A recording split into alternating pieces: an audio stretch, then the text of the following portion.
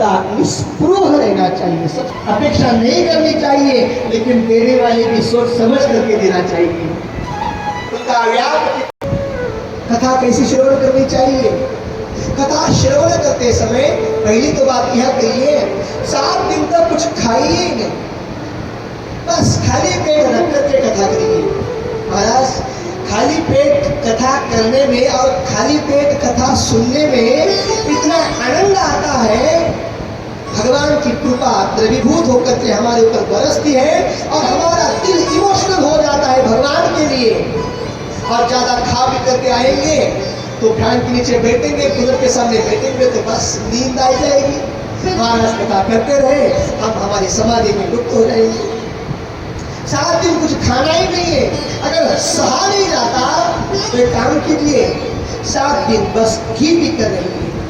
नहीं महाराज नहीं होता, ठीक है 7 दिन दुग्धपान कीजिए, नहीं होता है, ठीक ड्राई फ्रूट विथ मिल्क दोनों लीजिए, नहीं होता है, ठीक है एक समय भोजन कीजिए, नहीं होता है, जितना खाना है जितनी बार खाना है उतना खाइए, लेकिन कथा में आके मत सोइए, यहाँ आकर के निकृष्ट मत हो जाएंगे।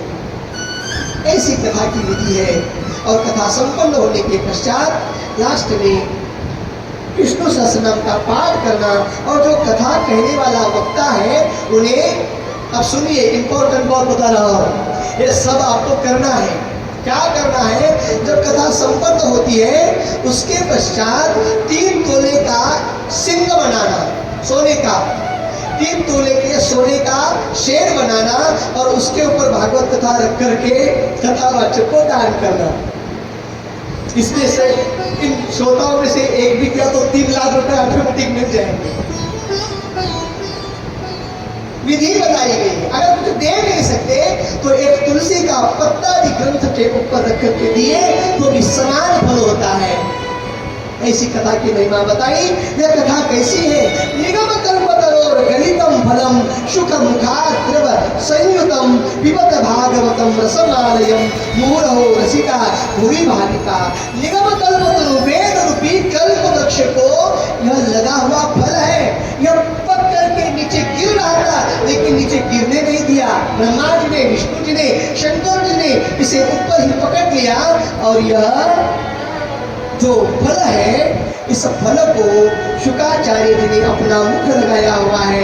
यह कैसे पान करना चाहिए? सदा सेव्या रम्या भागवती कथा। कब तक करना चाहिए? पिबतम भागवतम रसम आलयम। जब तक हमारा लय नहीं होता तब तक पान करते रहना चाहिए। ऐसी भागवत कथा है। यह भागवत कथा क्या है? श्रीमद् भागवतम पुराण तिलकम यद वैष्णवानाम धनम।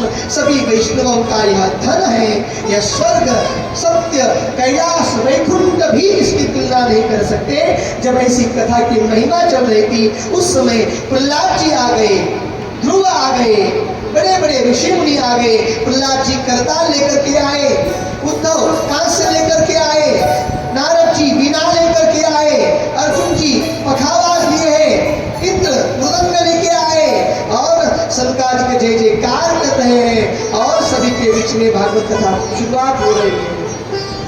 प्रहलाद स्नानधारी तरलगतितया चोतव कंस्यधारी वीणाधारी सुरर्षि स्वर कुशलतया राग करता जो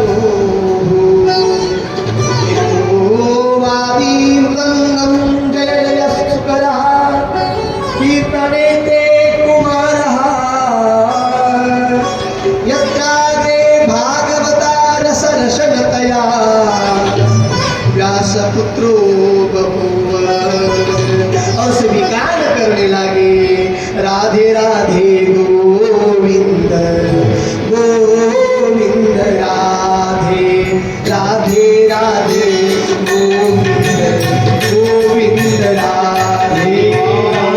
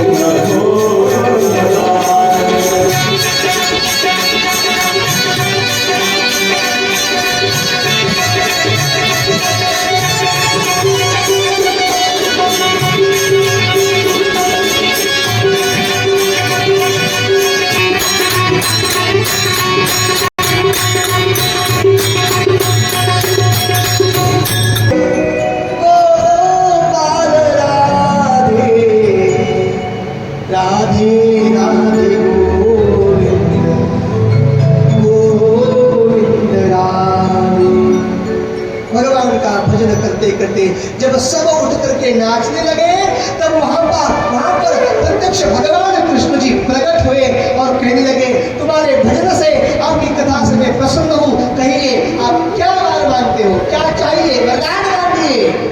और उस समय सभी भक्तों ने एक ही मांगा, भगवान आपकी कथा जहां जहां संपन्न होती हो आप वहां आकर के विराजमान हो जाइए, 7 दिनों तक आप वहीं पर निवास कीजिए, यही हमारी प्रार्थना है।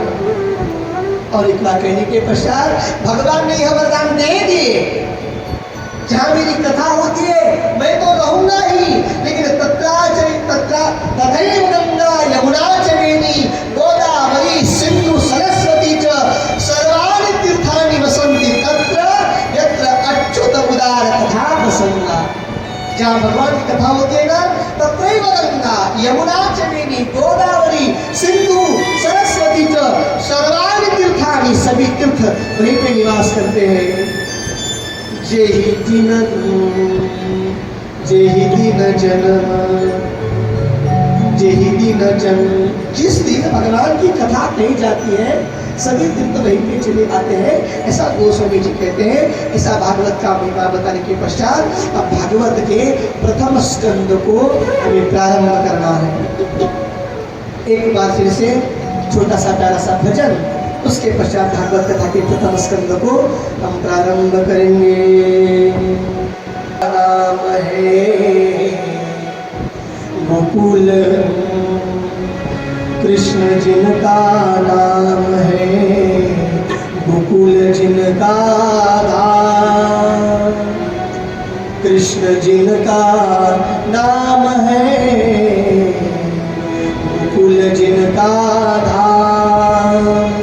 ऐसे श्री भगवान को, ऐसे श्री भगवान को बारंबार प्रणाम है, बारंबार प्रणाम है, बार प्रणाम है, बारंबार प्रणाम है,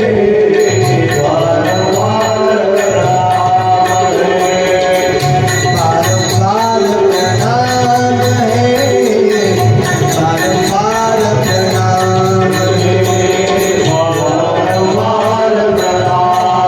है।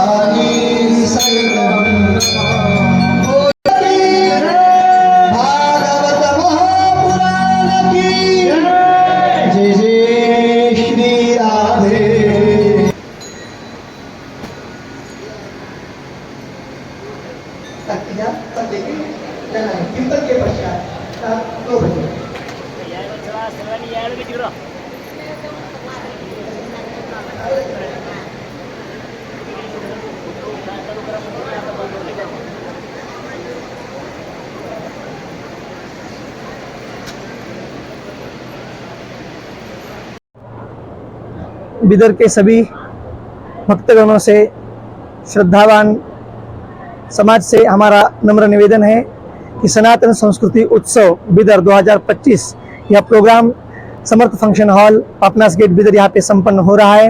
3 जून से यह प्रोग्राम संपन्न होना शुरुआत हुआ है। आज दिन तक सभी वक्ता आकर के अपना दिव्य और भव्य व्याख्यान संपन्न करके चले गए हैं। इसके पश्चात आने वाले दिनों में श्री पुष्पेंद्र जी कुलश्रेष्ठा, अश्विनी उपाध्याय, श्री गोविंद गिरी जी महाराज, हरिका मंजुनाथ आदि बड़े बड़े सनातन धर्म सभा के वक्ताओं का, और रात में जो ठीक है रुकने दीजिए, बाद में करते हैं इसको। सभी सनातन धर्म सभा के वक्ताओं का आगमन होने वाला है और महाराष्ट्र के वारकरी संप्रदाय के बड़े बड़े कीर्तनकार देगलूरकर महाराज, पाशपोर महाराज, अमृत महाराज जोशी, इन सभी का आगमन होने वाला है। बीदर के सभी श्रद्धावान भक्तजनों से हमारा नम्र निवेदन है, इस सभी प्रोग्राम का आप लाभ लीजिए, आनंद लीजिए। सभी को हम सादर निमंत्रण करते हैं। श्री तुलसी मानस सेवा प्रतिष्ठान और श्री राधा कृष्ण सत्संग समिति बिदर। जय श्री राम। ನಮ್ಮ ಬೀದರ್ ನಗರದಲ್ಲಿ ಸನಾತನ ಉತ್ಸವವನ್ನು ಆಚರಿಸ್ತಾ ಇದ್ದೇವೆ. ಹಿಂದೂ ಧರ್ಮದಲ್ಲಿ ಆಗುವಂಥ ತೊಂದರೆಗಳನ್ನು ಅಥವಾ ಈಗಿರುವಂಥ ಮನಸ್ಥಿತಿಯನ್ನು ಬದಲಾವಣೆ ಆಗುವಂಥ ಪ್ರಯತ್ನವನ್ನು ನಾವು ಮಾಡ್ತಾ ಇದ್ದೇವೆ.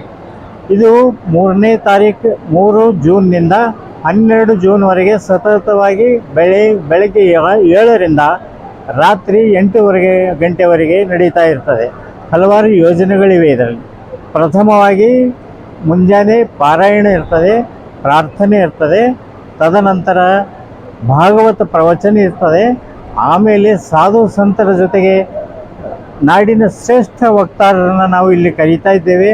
ಅವರೆಲ್ಲರೂ ಬಂದು 1 ತಾಸಿನಿಂದ 1.5 ತಾಸುವರೆಗೆ ಭಾಷಣವನ್ನು ಮಾಡಿ ನಮ್ಮನ್ನು ಎಚ್ಚರಿಸ್ತಾ ಇದ್ದಾರೆ. ಧರ್ಮದಿಂದ ಆಗುವಂಥ ಅನಾಹುತಗಳನ್ನು ನಮಗೆ ತಿಳಿಸ್ತಾ ಇದ್ದಾರೆ.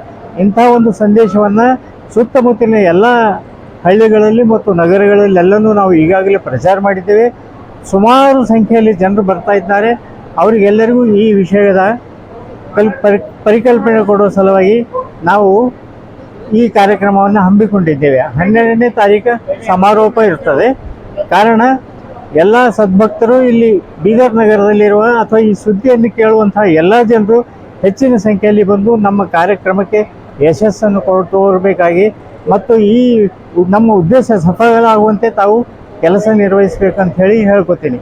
ಧನ್ಯವಾದ. ರಾಮಕೃಷ್ಣ ವಿಶ್ವ ಹಿಂದೂ ಪರಿಷತ್ತಿನ ಪ್ರಾಂತ ಕಾರ್ಯಕಾರಿಣಿಯಾಗಿದ್ದೇನೆ. ಈ ಕಾರ್ಯಕ್ರಮದ ಸಂಚಾಲಕನಾಗಿದ್ದೇನೆ. ಧನ್ಯವಾದ.